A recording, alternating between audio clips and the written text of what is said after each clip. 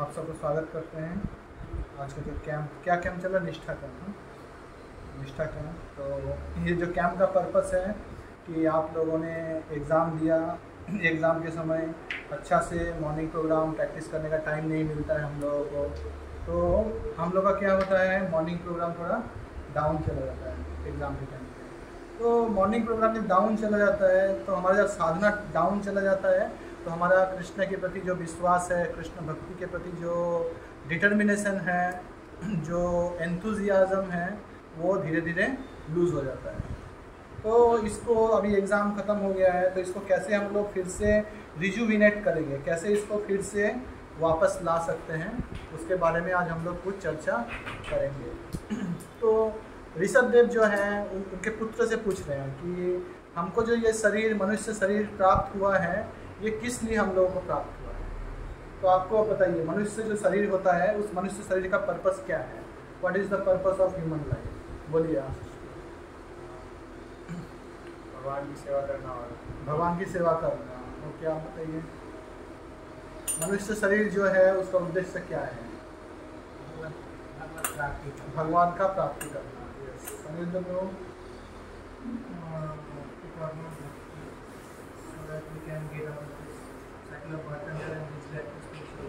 तो हमारा जो भक्ति का मेन उद्देश्य है, तो ये क्या है, हम लोग को इस जन्म में भगवान के पास वापस जाने का जो इच्छा है वो प्रबल करते हुए इसी जन्म में भगवान के पास वापस जाना, ये मनुष्य जीवन का उद्देश्य है। पर जो कॉमन पीपल होते हैं, कॉमन इंसान होते हैं, उनको लगता है कि जो मनुष्य जीवन जो बना है वो किस लिए बना है? इंद्रिय तृप्ति के लिए। ठीक है, तो इंद्रिय तृप्ति के लिए जो बना है, तो इंद्रिय तृप्ति मनुष्य भी करते हैं और पशु भी करते हैं। तो पशु का इंद्रिय तृप्ति और मनुष्य का इंद्रिय तृप्ति में क्या डिफरेंस है? क्या डिफरेंस है? मनुष्य भी इंद्रिय तृप्ति करते हैं, पशु भी इंद्रिय तृप्ति करते हैं। What is the difference? Humans are sophisticated animals. पर डिफरेंस क्या है उनका? सेंस ग्रेटिफिकेशन कौन किसका बेटर है? सेंस ग्रेटिफिकेशन उन लोग का अच्छा है। एनिमल का better, because some of animals they can do sense gratification such sophistication के साथ। हाँ, तो ह्यूमन का लाइफ, ह्यूमन भी सेंस ग्रेटिफिकेशन कर रहा है और एनिमल भी सेंस ग्रेटिफिकेशन कर रहा है। पर आप देखेंगे जो ह्यूमन जब सेंस ग्रेटिफिकेशन करना चाहता है, उसके लिए उसको बहुत परिश्रम करना पड़ता है, तब जाके वो थोड़ा सेंस ग्रेटिफिकेशन कर पाता है। कोई भी कुत्ते या सुअर को देखें कि वो IT कंपनी में जाके 8 घंटा काम कर रहा है, ठीक है, फिर पैसा कमा के सिर्फ सैटरडे संडे थोड़ा सेंस ग्रेटिफिकेशन कर रहा है, देखें हैं कभी? पर ह्यूमन को थोड़ा सेंस ग्रेटिफिकेशन करने के लिए क्या करना पड़ता है? बहुत जाके खटना पड़ता है। थोड़ा बहुत खटने के बाद बहुत धन लाएगा, उसके बाद वाइफ को एक गोल्ड चेन देगा, ठीक है, कुछ अच्छा रूम बना के देगा, उसका इंटीरियर डिज़ाइन बनाएगा, AC लगाएगा, तब जाके वो थोड़ा 5 मिनट का सेंस ग्रेटिफिकेशन कर सकता है। वही सेंस ग्रेटिफिकेशन जो है वो एनिमल का बॉडी में विदाउट एनी हार्ड वर्क उनको मिलता है। सुअर को देखें कभी जाके कहीं पे काम कर रहा है, बोरा ढो रहा है, फिर जाके वो स्पिक के साथ सेंस ग्रेटिफिकेशन कर रहा है, नहीं देते। या कुत्ता को देखें कभी जाके किसी के दुकान में काम कर रहा है, वजन कर रहा है 8 घंटा 10 घंटा, या टोटो चला रहा है, टोटो चलाने के बाद फिर जाके वो सेंस ग्रेटिफिकेशन कर रहा है। तो ये सेंस ग्रेटिफिकेशन जो है ह्यूमन बॉडी में भी अवेलेबल है, एनिमल बॉडी में भी अवेलेबल है, पर ह्यूमन बॉडी में उसको प्राप्त करने के लिए आपको बहुत खटना पड़ेगा। कष्टान कामान अर्हति, बहुत कष्ट करके आपको थोड़ा मिलेगा, जो कि बीड़ भुजामवे, सुअर कुत्ता आदि जानवर है उनको बहुत आसानी से मिल जाता है। अभी कोई को लग सकता है कि कुत्ता का सेंस ग्रेटिफिकेशन और ह्यूमन का सेंस ग्रेटिफिकेशन सेम थोड़ी है। कुत्ता क्या, सुअर जो है वो बिष्ठा खाता है, क्या खाता है? बिष्ठा खाता है। ह्यूमन लोग क्या खाता है? लड्डू खाता है, पेड़ा खाता है, सिंघाड़ा खाता है, ठीक है, पूड़ी खाता है, आलू पराठा खाता है। आपको लग सकता है कि कुत्ता, सुअर, उन लोग का क्या खाना का उतना क्वालिटी अच्छा है? तो आप जैसे कुत्ता के बारे में सोचते हैं, कुत्ता भी हम लोगों के बारे में वही सोचता है। इन लोग का कोई सेंस ग्रेटिफिकेशन है क्या? रोटी खाता है, भात खाता है, पनीर का सब्जी खाता है, फिर ये तो खाना है। वैसे आप कुत्ता को, सुअर को अगर आप पेड़ा देंगे खाने के लिए, खीर देंगे, तो सुअर वो सब नहीं खाएगा, और उसको एक प्लेट हॉट स्टूल देंगे तो दैट इज़ हिज फीस्ट। तो इसलिए हमको लगता है कि उनका सेंस ग्रेटिफिकेशन अच्छा नहीं है, हमारा सेंस ग्रेटिफिकेशन बहुत अच्छा है। वही जानवर भी हमारे बारे में सोचते हैं कि इनका सेंस ग्रेटिफिकेशन उतना अच्छा नहीं है, हमारा सेंस ग्रेटिफिकेशन बहुत अच्छा है, हाई क्लास है। समझ में आ रहा है? तो इसीलिए एक्चुअली जो सेंस ग्रेटिफिकेशन है ह्यूमन का भी सेम है, एनिमल का भी सेम है। एनिमल भी जितना सेंस ग्रेटिफिकेशन करते हैं ह्यूमन भी सेम सेंस ग्रेटिफिकेशन करते हैं। वो विष्टा से जितना आनंद लेते हैं हम लोग पूरी सब्जी रोटी इससे आनंद लेते हैं। हम लोग सॉफ्ट बेड में सो के जो आनंद पाते हैं, सुअर कीचड़ में नाच के घुस के तैर के उसको वही आनंद प्राप्त होता है। आप अगर सुअर को 5 स्टार होटल में सॉफ्ट बेड में सुलाएंगे तो उसको उतना आनंद नहीं मिलेगा। समझ में आ रहा है? तो एनिमल का जो सेंस ग्रेटिफिकेशन है एनिमल बॉडी में उसके लिए वही बेस्ट है, ह्यूमन के लिए यही बेस्ट है। इसका मतलब सिर्फ सेंस ग्रेटिफिकेशन अगर प्राप्त करना है तो एनिमल और ह्यूमन में कोई डिफरेंस नहीं है। तो फिर ह्यूमन में एक्स्ट्रा डिफरेंस क्या है? जो ह्यूमन बीइंग है वो भगवत प्राप्ति कर सकता है। आप सुअर को नहीं बैठा सकते क्लास में, कुत्ता को भागवतम क्लास में बैठा सकते हैं कि अभी निष्ठा कैंप चल रहा है, आप आइए बैठिए, क्लास सुनेगा? नहीं सुनेगा। तो human are the perfect candidate to become Krishna conscious, to go back to Godhead in this human life. इसी ह्यूमन लाइफ में वो बैक टू गॉडहेड जा सकते हैं। तो अभी बैक टू गॉडहेड जाने के लिए क्या ज़रूरत है? बैक टू गॉडहेड जाने के लिए 2 चीज़ बहुत इंपॉर्टेंट है, एक है साधना और एक है संबंध। क्या क्या चीज़ है? साधना और संबंध। साधना क्या है?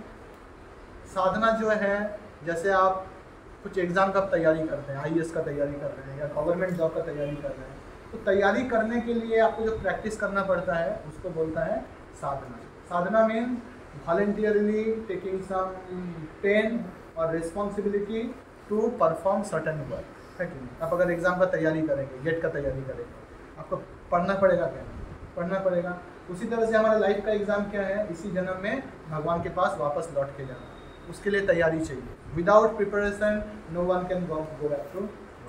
ठीक है? अभी भगवत धाम इतना महान जगह है, इतना उन्नत जगह है, और हम लोग उसके बारे में कभी ज़्यादा पढ़ते नहीं है, इसलिए हम लोग को उतना जाने का इंटेंसिटी, उतना डिज़ायर है नहीं। जैसे हम लोग टीवी में देखते हैं कभी कभी कि नैनीताल, कुल्लू, मनाली बहुत सुंदर जगह है, टीवी में उसका ब्यूटी देखते हैं, वीडियो देखते हैं कैसे कार जा रहा है, कितना नेचुरल ब्यूटी है, तो हमारे अंदर बहुत डिज़ायर होता है, पापा के पीछे पड़ते हैं हमको भी जाना है, या कहीं पे ट्रिप होता है तो हम लोग जाने के लिए बहुत उत्सुक रहते हैं।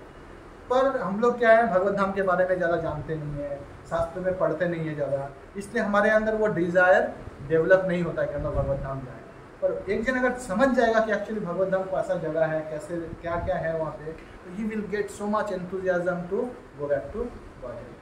तो इसीलिए हम लोगों को क्या करना चाहिए, भागवतम से पढ़ के समझना चाहिए कि भगवत धाम कैसा जगह है, वहाँ पे क्या है। वहाँ पे जन्म, मृत्यु, जड़ा, व्याधि, ये जो 4 ह्यूमन लाइफ का जो बड़ा प्रॉब्लम है, वो बड़ा प्रॉब्लम स्पिरिचुअल वर्ल्ड में नहीं है, जिससे हर एक आदमी सफरिंग कर रहा है। आप जाइए आज कैंसर हॉस्पिटल में कितने लोग एडमिटेड हैं, people are suffering from cancer. अब जाइए कोई भी सरकारी हॉस्पिटल में कितने लोग एडमिटेड हैं, कितने डिजीज़ हैं। जाइए आप शमशान में जाइए, हर 2-3 मिनट 5 मिनट में एक डेड बॉडी आ रहा है। But we are planning that we will live long, बहुत दिन हम जिएंगे, बहुत आनंद करेंगे। सबको डिजीज़ हो रहा है, मेरे को डिजीज़ नहीं होगा। ठीक है, वो युधिष्ठिर महाराज से पूछ रहे हैं कि सबसे आश्चर्य चीज़ क्या है इस जगत में, और सबसे आश्चर्य यही है कि सब कोई देख रहा है कि सब लोग मर रहा है, और सबको लगता है कि हम नहीं मरेंगे। सब कोई मरेगा बट हम नहीं मरेंगे, हम सुपरमैन, बैटमैन हैं, हम नहीं मरेंगे। Everyone is dying but every people is thinking that I will not die, except me, everyone will die. तो ये सबसे आश्चर्य है।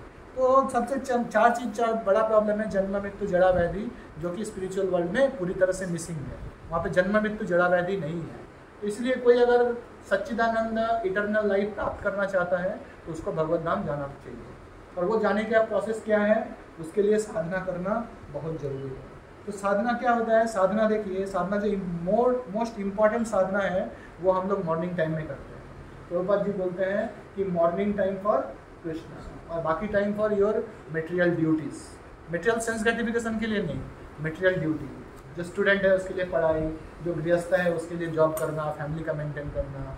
पर morning time should be given to the lord. ऐसा बोला जाता है कि सुबह का जो टाइम है ब्रह्म मुहूर्त का, उस समय देवता, ठीक है, फिर बड़े बड़े जो ऋषि मुनि, सत्यलोक के लोग, ध्रुव लोक के लोग, ये सब बड़े बड़े संत महात्मा लोग जो इस मटेरियल वर्ल्ड में, इस पृथ्वी भूलोक में चढ़ते रहते हैं, विचरण करते हैं सूक्ष्म शरीर में, जिसको हम लोग देख नहीं सकते।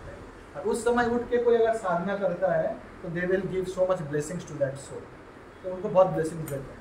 क्योंकि शास्त्र में भगवान बोलते हैं या निशा सर्वभूतानाम तस्सम जागृति भूतानि यस्सम जागृति यस्सम, मतलब दिन में जो लोग सोते हैं तब जो साधु लोग सोते हैं तो मेटेरियलिस्ट लोग जागते हैं, और जब मेटेरियलिस्ट लोग सोते हैं तब साधु लोग जागते हैं। तो मेटेरियलिस्ट लोग देखें आईटी कंपनी में जिन लोग काम करता है, कॉलेज के स्टूडेंट कब सोते हैं?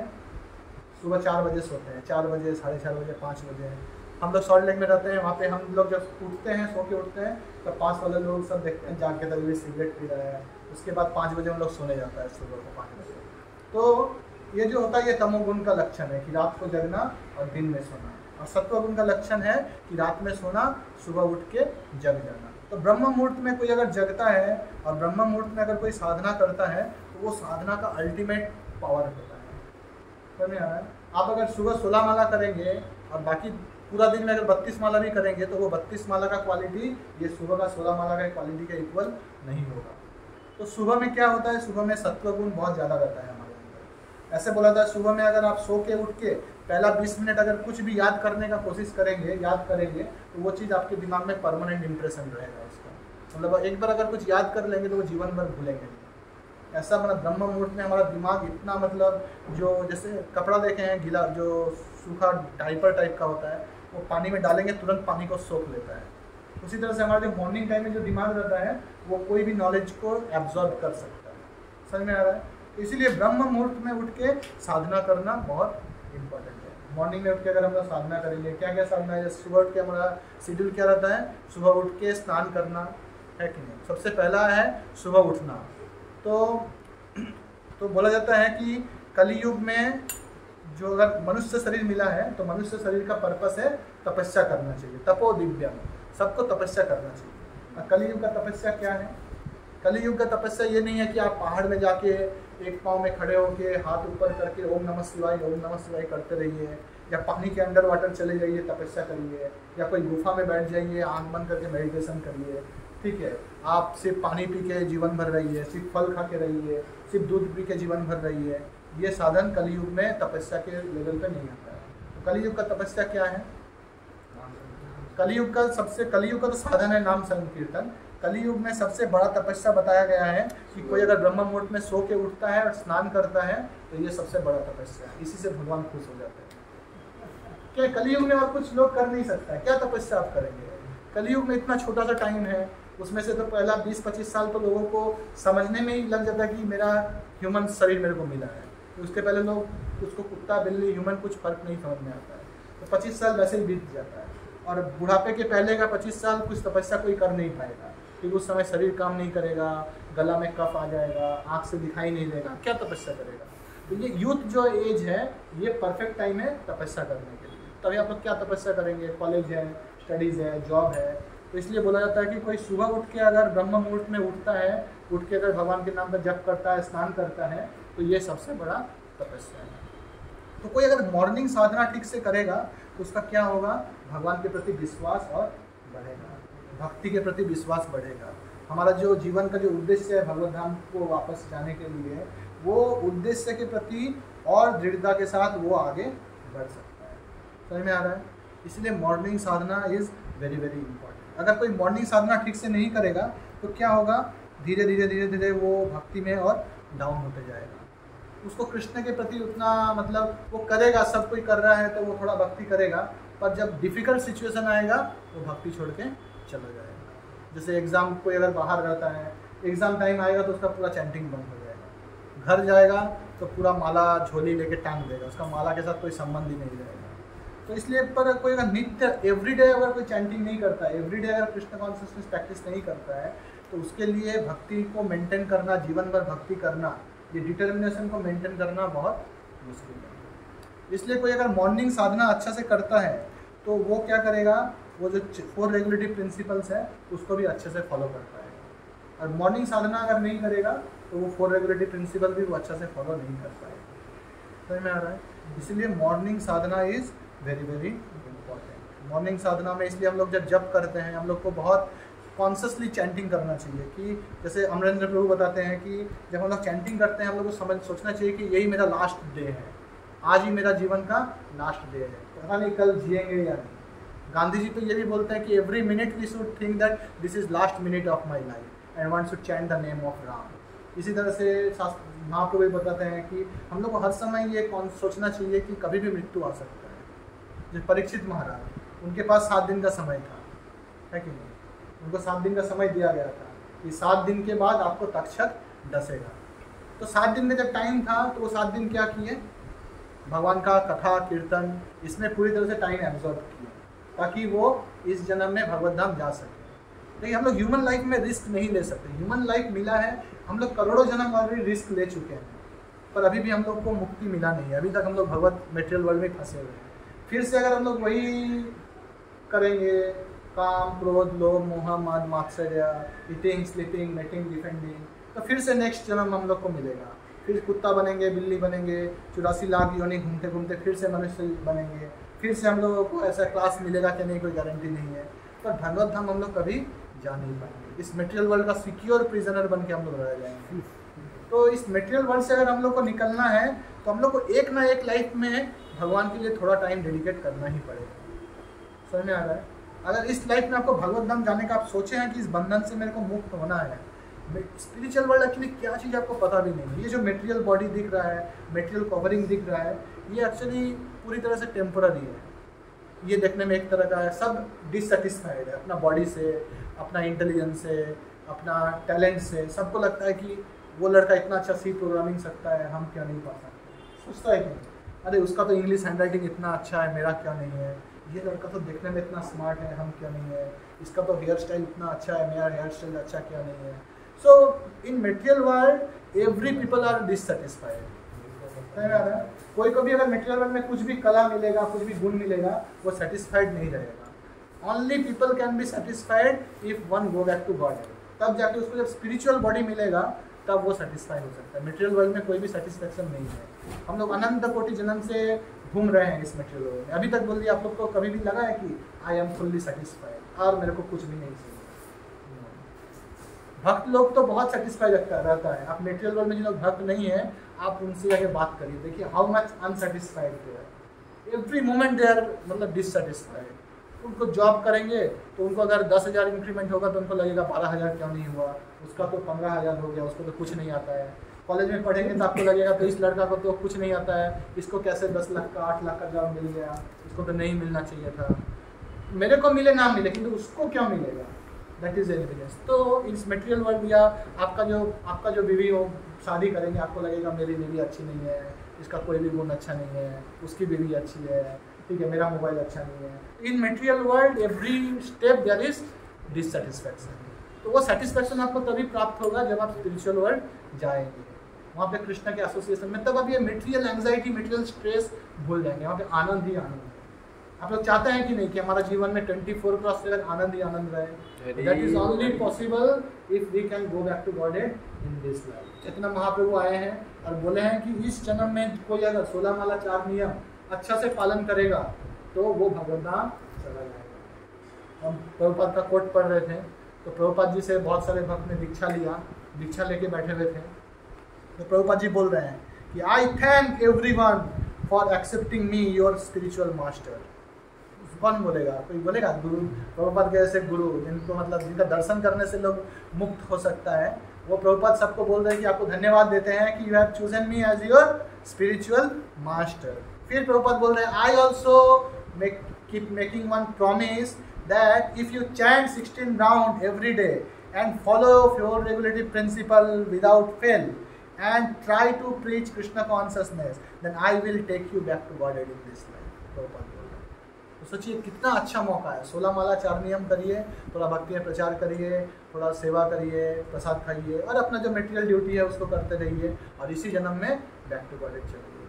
नहीं तो फिर से इसी भौतिक जगत में आना पड़ेगा और जितना कलयुग का प्रभाव बढ़ेगा ये भौतिक जगत और कठिन होता जाएगा। ऐसा बोला गया शास्त्र में, जितना कलयुग बढ़ेगा खाने के लिए कुछ नहीं मिलेगा तो क्या करेगा, एक इंसान दूसरा इंसान का मांस खाएगा। अभी ऑलरेडी शुरू हो गया है। ऑलरेडी जो पेट का बच्चा है उसको मार के उन लोग उसका भ्रूण जरायु खाता है, सूप खाता है उसका। तो already animals are killing another animals. Africa में कहीं पे है कि जो बूढ़े लोग होते हैं, ग्रैंडफादर होते हैं, तो उन लोग जब बूढ़ा हो जाता है तो उसको इंटेंशनली मर्डर कर दिया जाता है। और मर्डर करके उनका मांस खाया जाता है, उनको कार्निवोरस बोलते हैं। तो सोचिए हम लोग का नेक्स्ट लाइफ में फिर से जन्म हुआ और हम लोग का मांस काट के कोई खा रहा है, so is it very good situation? ये क्या बहुत अच्छा सिचुएशन है हम लोग का? तो अच्छा सिचुएशन क्या है? अगर जन्म मृत्यु से बचना है तो हम लोग को भगवत धाम जाना चाहिए। अब बाहर देखिए कितना लोग ईद के समय कितना जानवर मरता है एक दिन में, मास किलिंग होता है। बांग्लादेश में हम सुने हैं कि खून का नदी बहता है। तो वो जो इंसान जो जानवर मर रहे हैं, that is not that only animals are getting murdered. हम लोग अभी ये शरीर में बैठे हुए हैं, ह्यूमन शरीर, हम लोग को पता नहीं नेक्स्ट जन्म में एनिमल शरीर भी मिल सकता है, and we will also get slaughtered by that Muslims. इसलिए जो इंटेलिजेंट पर्सन है वो always he will think that मृत्यु से हम नहीं बच सकते, और मृत्यु से अगर नहीं बच सकते तो पुनर्जन्म से भी नहीं बच सकते। मृत्यु होगा तो फिर पुनर्जन्म भी होगा, अब पुनर्जन्म होगा तो नेक्स्ट लाइफ में क्या बनेंगे कोई ठीक नहीं है। समझ रहे? जैसे कोई कीड़ा उड़ा होता है, बच्चा लोग छोटा बल्ला पकड़ के उसका एक पाँव तोड़ देता है, उन लोग को मज़ा आता है, but how much suffering that insect is getting, that only that insect will know. समझ में आ रहा है? उसी तरह से कोई पंछी उड़ रहा है, कोई पत्थर से मार देता है, उन लोगों का ट्रीटमेंट भी नहीं होता, उनका पंख कट जाता है कभी कभी, so they get so much suffering. तो इसलिए इस सफरिंग से अगर बचना है तो हम लोग को स्पिरिचुअल वर्ल्ड जाना पड़ेगा, और स्पिरिचुअल वर्ल्ड जाना है तो मॉर्निंग साधना अच्छा से करना पड़ेगा। उसका कोई ऑल्टरनेटिव नहीं है कि कोई घूमते घूमते जब कर लेंगे कभी भी कर लेंगे, वो नहीं चलेगा। इसलिए morning sadhana is the backbone of a sadhaka. जैसे हमारा जो मेन पार्ट क्या है, ये बैकबोन है, ये अगर टूट जाएगा हड्डी तो हम लोग बैठ पाएंगे, चल पाएंगे? हमेशा हम लोग को वेजिटेबल की तरह सोए रहना पड़ेगा। उसी तरह से हमारा जो स्पिरिचुअल लाइफ का बैकबोन है वो क्या है? मॉर्निंग साधना। और सिर्फ मॉर्निंग साधना करने से ही नहीं रहे होगा, हम लोग को समझना पड़ेगा कि devotees are our own people. जैसे हम लोग मेस में रहते हैं, ठीक है, मेस में रहते हैं, जब भी छुट्टी होता है हम लोग कहाँ जाते हैं? घर जाने के लिए सोचते हैं। क्यों सोचते हैं? क्योंकि घर में हमारा कंफर्टेबल सब सिचुएशन है। मेस टेम्पोररी है, मेस का जो दोस्त है हम लोग से उतना रिलेशन नहीं है, पर घर जाते हैं तो क्या लगता है कि मम्मी रहेगी, पापा रहेगा, दोस्त लोग रहेंगे, तो they are our own people, है कि नहीं? तो उसी तरह से ये जो मटेरियल वर्ल्ड है ये टेम्पोररी जगह है और मेस की तरह है, और जो स्पिरिचुअल वर्ल्ड है वो क्या है? घर की तरह है, वो हमारा खुद का घर है। इसीलिए जैसे छुट्टी के बाद सब अपना घर जाना चाहता है, उसी तरह से हमारा ह्यूमन लाइफ का जब छुट्टी होगा तो हम लोग को कहाँ जाना चाहिए? स्पिरिचुअल वर्ल्ड जाना चाहिए। तो इसलिए हम लोग को क्या करना पड़ेगा? मॉर्निंग साधना करना पड़ेगा। और संबंध, भक्तों से संबंध नहीं रखेंगे तो क्या समस्या होगा? देखिए, भक्त हैं हमारे अपने जन, क्योंकि जो कृष्ण है, कृष्ण बोलते हैं सर्व योनिषु कौन्तेय अहम बीज प्रदोपिता। जितने भी योनि हैं सबके सीड गिविंग फादर कौन है? कृष्ण है। तो अभी कृष्ण को आप खुश करना चाहते हैं, और कृष्ण के जो सन्स है उनको आप अगर कष्ट देंगे तो कृष्ण क्या खुश होंगे? नहीं होंगे ना। जैसे कोई पिता को अगर आपको खुश करना है तो उसका बच्चा को आप छोटा कुछ गिफ्ट दीजिए तो पिता ऑटोमेटिक खुश हो जाएगा। उसी तरह से जो भगवान के जो हमारे जो जीव जो नहीं होते हैं वो भगवान के पुत्र होते हैं। स्पेशली जो भक्ति करते हैं वो भगवान के स्पेशल सन हैं, भगवान के बहुत प्रिय होते हैं। इसलिए भक्तों से अगर हम लोग अच्छा रिलेशन, अच्छा व्यवहार नहीं रखेंगे तो हम लोग का भक्ति में परफेक्शन मिलना बहुत मुश्किल है। इसलिए दो भक्त के बीच में संबंध बहुत अच्छा होना चाहिए। ऐसा नहीं कि सिर्फ फॉल्ट फाइंडिंग कर रहे हैं, ठीक है। देखिए, कली युग में फॉल्ट किसके अंदर नहीं है। अगर हम लोग सत्य युग में आपको फॉल्ट देखने के लिए आपको टेलीस्कोप लेके, ठीक है, ये सब देके ढूंढना पड़ेगा, पर कली युग में आपको फॉल्ट ढूंढने का जरूरत नहीं है। फॉल्ट इतना बड़ा आकार में आपके आँख के सामने हमेशा बैठा रहेगा, आप कहीं पर भी देखेंगे तो आपको फॉल्ट मिलेगा। कलेर दोष निधे राजन अस्थि ये को महान गुना। कली दोष का सागर है, सागर में अगर जाएंगे, पूरी बीच में जाएंगे तो पानी देखने के लिए आपको कष्ट करना पड़ेगा, जिधर देखेंगे उधर ही आपको पानी ही दिखेगा। इसलिए कली युग में आपको फॉल्ट देखना बहुत आसान है, पर उसी में आपको अच्छा गुण देखना, दैट इज तपस्या। समझ में? किसी भक्तों के अंदर अच्छा गुण देखना ये सबसे बड़ा तपस्या है, और इससे भगवान सबसे ज़्यादा खुश होते हैं। फॉल्ट फाइंडिंग करेंगे तो इसमें कोई बड़ा बात नहीं है, हम लोग बहुत जन्म से फॉल्ट फाइंडिंग करते ही आ रहे हैं। फॉल्ट फाइंडिंग करेंगे तो वही फॉल्ट हमारे हृदय में भी आ जाएगा। और कोई भक्तों से अगर अच्छा व्यवहार करते हैं तो वो क्या होता है, उनका जो अच्छा गुण है वो हमारे अंदर आएगा। आप सोचिए, किसी भक्तों का ग्लोरीफाई करेंगे, ठीक है, तो किसी का अगर हम लोग ग्लोरीफाई करते हैं तो उसका जो अच्छा गुण है वो हमारे में आएगा। और किसी का अगर हम लोग बदनाम करते हैं, फॉल्ट फाइंड करते हैं, क्रिटिसाइज करते हैं, तो उसका जो खराब गुण है वो हमारे अंदर आ जाएगा। तभी आप डिसाइड कर सकते हैं कि आपको क्या लेना है। अच्छा चीज़ लेना है या बुरा चीज़ लेना है। तो स्पिरिचुअल वर्ल्ड जो है वहाँ पे कोई का भी दोष का कुछ वर्णन नहीं होता है। जैसे कोयल है और भी पीकॉक है या तोता है, इन लोग जब गाना गाता है, फिर मधुमक्खी जब गाना गाती है तो उन लोग सब चुप कर जाता है, मधुमक्खी को गाने के लिए देता है। उसी तरह से हम लोग को क्या करना चाहिए, जब डिवोटी एसोसिएशन में है तो सारे डिवोटीज सबके अंदर कुछ ना कुछ अच्छा गुण है, सबके अंदर कुछ ना कुछ अच्छा गुण भगवान जरूर दिए हैं। तो हमको उस गुण को ये करना चाहिए, प्रेज करना चाहिए, ग्लोरीफाई करना चाहिए। इससे क्या होगा, भक्त लोगों को भी लगेगा कि हाँ मेरा भी कुछ इंपॉर्टेंस है भक्ति में, और वो भक्ति में और आगे बढ़ सकता है। हम लोग अगर सिर्फ फॉल्ट खोजेंगे तो वो भक्त बहुत डिमोरलाइज हो जाएगा, उसको लगेगा कि भक्ति में भी जैसा है मटेरियल वर्ल्ड भी वैसा है, फिर भक्ति करके क्या फायदा। पर एक्चुअली भक्ति ऐसा नहीं है। कृष्ण क्या करते हैं, जिसका जो गुण है उसका उसी गुण को ग्लोरीफाई करते हैं।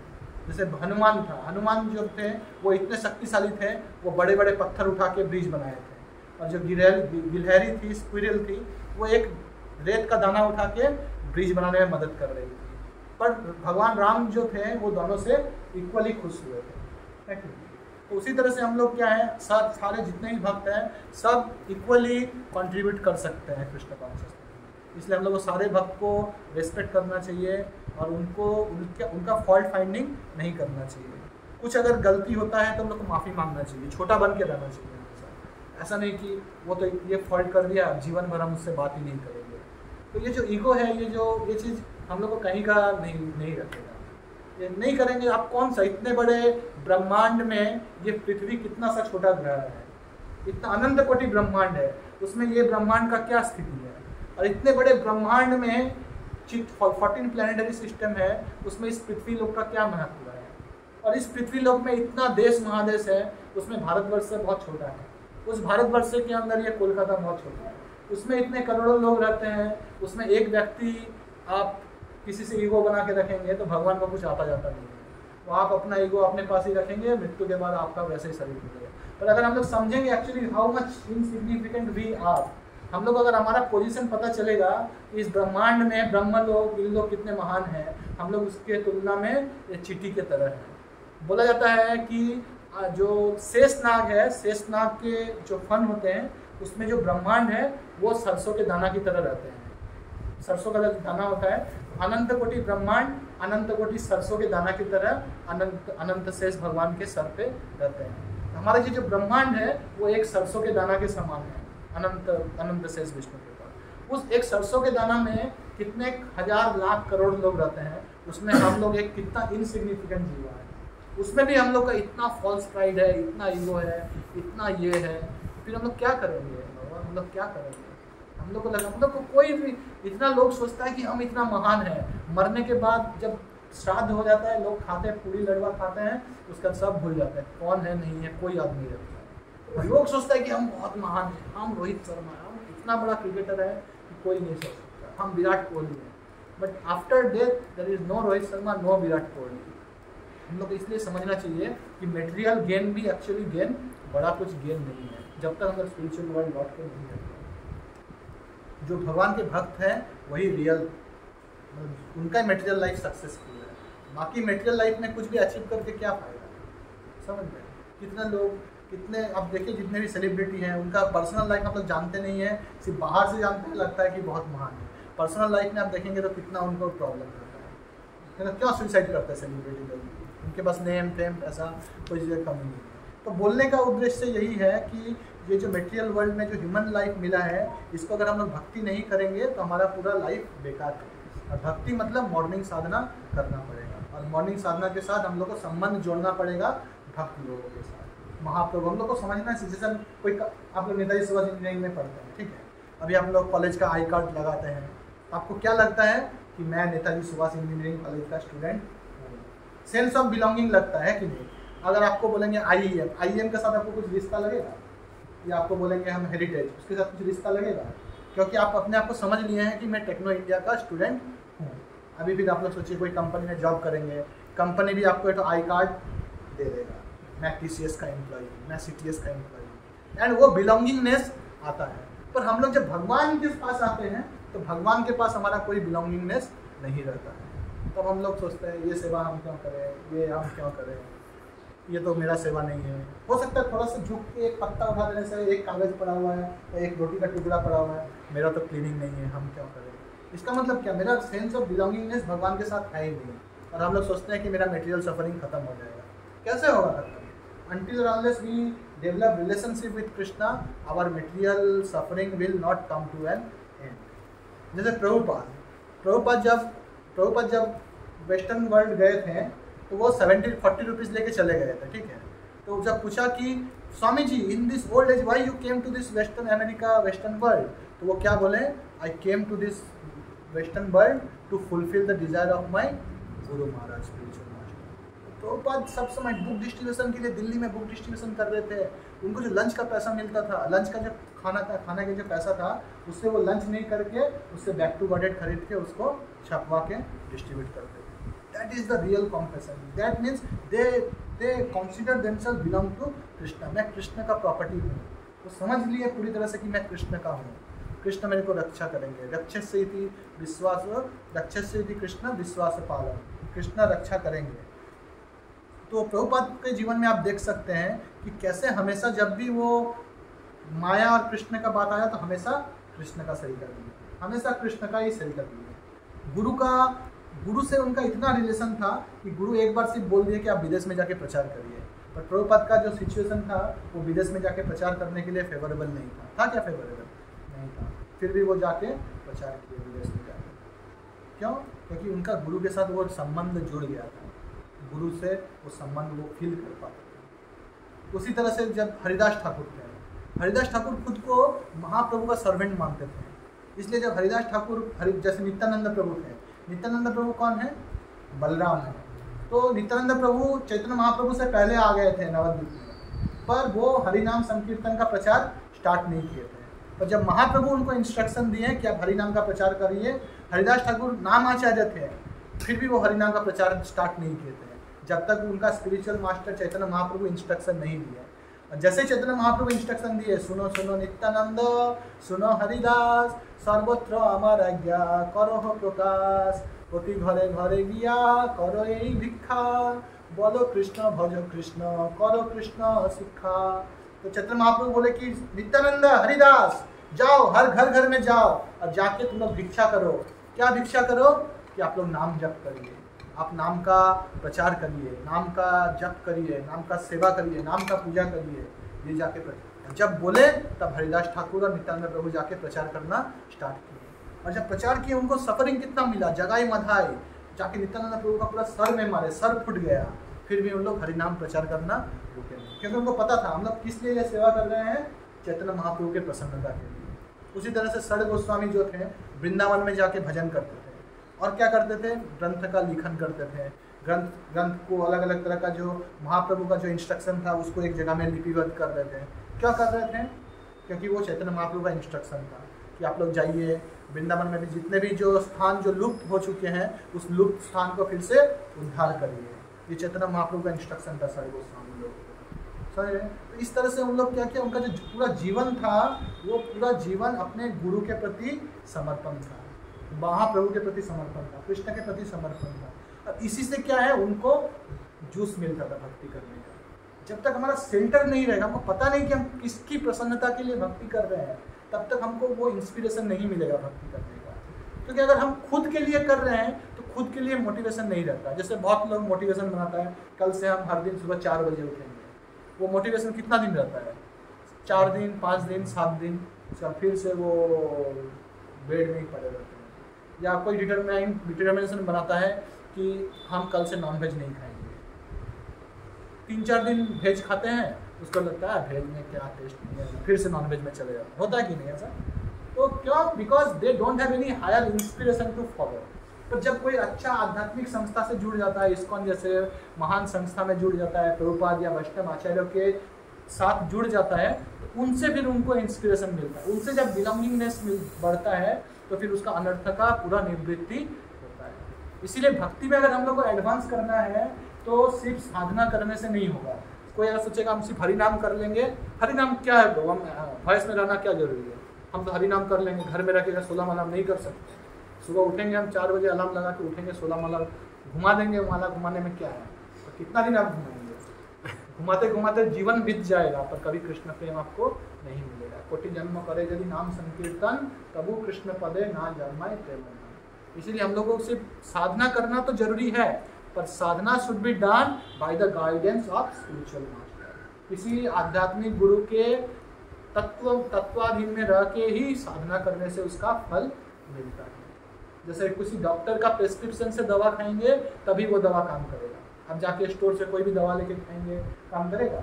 नहीं करेगा। अब जितना डॉक्टर के ऊपर फेथ रहेगा उतना दवा आपको काम करेगा। डॉक्टर के ऊपर फेथ नहीं रहेगा तभी वो दवा खाएंगे भी तो आपको काम नहीं करेगा। इसीलिए भक्ति के मार्ग में अगर हम लोग को आगे बढ़ना है तो साधु गुरु शास्त्र को पालन कर मानते हुए भक्ति में हम लोगों को किसी गुरु के गाइडेंस में, किसी गुरु के तत्वावधान में रह के ही भक्ति करना है।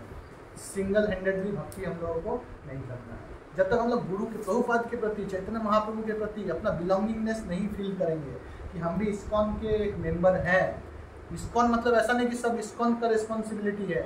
हम सिर्फ आएंगे, प्रसाद खाएंगे और मेरे को बहुत धक्का देगा तो हम 4 माला करेंगे, बस इतना ही हम कर सकते हैं। ऐसे करके फिर ज़्यादा देर चलेगा नहीं। We should think that I am part of ISKCON.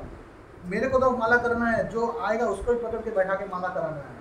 मेरे को तो सब कुछ फॉलो करना है। Let other also follow and we all together go back to God in this life. ये बहुत एक बड़ा मौका है। प्रभुपाद गुरु लोग हैं जो कि एक बहुत बड़ा सेल दे दिए हैं कि 16 माला 4 नियम करिए, इस्कॉन में रहिए, भक्ति करिए और इसी लाइफ में बैक टू गॉड चले जाइए। ऐसा सहज साधन कभी अतीत में कभी दिया नहीं गया है। सत्ययुग, त्रेता युग का द्वापर युग कभी नहीं था इतना आसानी से बैक टू गॉड जाना, जो कि कली युग में मिला है। इसीलिए कली धन्य, व्यासदेव बोल रहे हैं कली धन्य, कली धन्य, कली धन्य। बोले कली धन्य, सत्य युग धन्य नहीं है, द्वापर युग धन्य नहीं है, त्रेता युग धन्य नहीं है, आप बोल रहे कली धन्य है। व्यासदेव को सब साधु लोग बोल रहा है, बोला हाँ कली युग धन्य है। इसमें थोड़ा सा अगर कोई संकीर्तन करेगा, थोड़ा सा नाम जप करेगा, अच्छा से भक्ति करेगा तो इसी जन्म में वो बैक टू गॉड जा सकता है। नाम संकीर्तनम यस्य सर्व पाप प्रणाशनम नाम दुख शमनः तन्नामम हरि परम।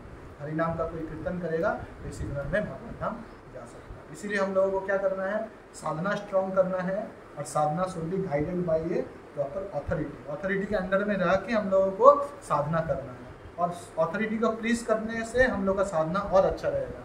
हम लोग को समझना पड़ेगा कि we are soldier of Srila Prabhupada. Prabhupada के साथ वो अटैचमेंट डेवलप करना पड़ेगा, जो ऐसा अटैचमेंट प्रभुपाद का उनके गुरु के प्रति था। प्रभुपाद का रूप गोस्वामी, सनातन गोस्वामी, जो षड गोस्वामी था, उनके प्रति प्रभुपाद का बिलोंगिंग था। उसी तरह से एक चाइल्ड जितना अपने पेरेंट्स के प्रति सरेंडर रहेगा वो चाइल्ड उतना ही खुश रहेगा, और एक चाइल्ड जितना अपना पेरेंट्स से दूर जाएगा उतना ही वो दुखी रहेगा।